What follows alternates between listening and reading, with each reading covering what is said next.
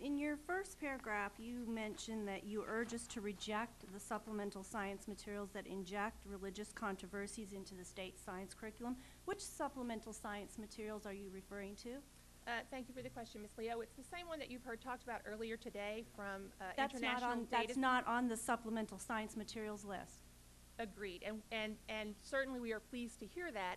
That is why when I got up to speak to you. So which supplemental science materials that are on the list that we're under consideration for the board do you urge us to reject or that inject religious controversy?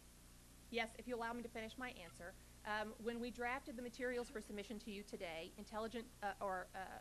international databases material was under consideration. We're pleased to hear that it's been withdrawn. But as I said, speakers have asked you to reintroduce those similar concepts through the errors process.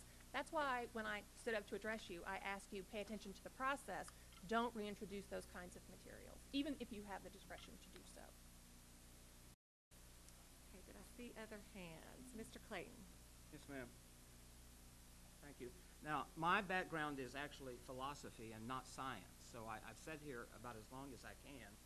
I would like to ask the lady from the ACLU, she talked about litigation. Intelligent design actually is pre-Socratic. It goes back a few thousand years before the Christian era. Plato wrote extensively about it in the Dialogues in his work called The Republic.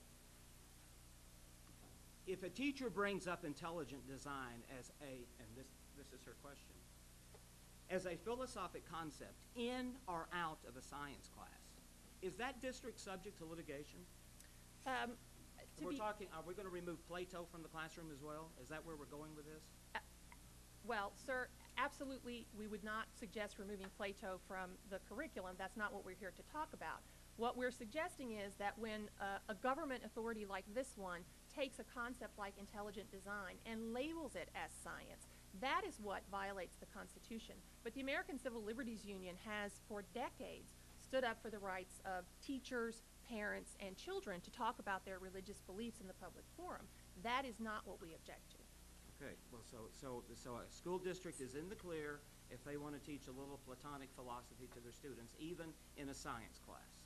Well, again, labeling intelligent design as science is what we object to. That was not my question. I said a philosophic concept.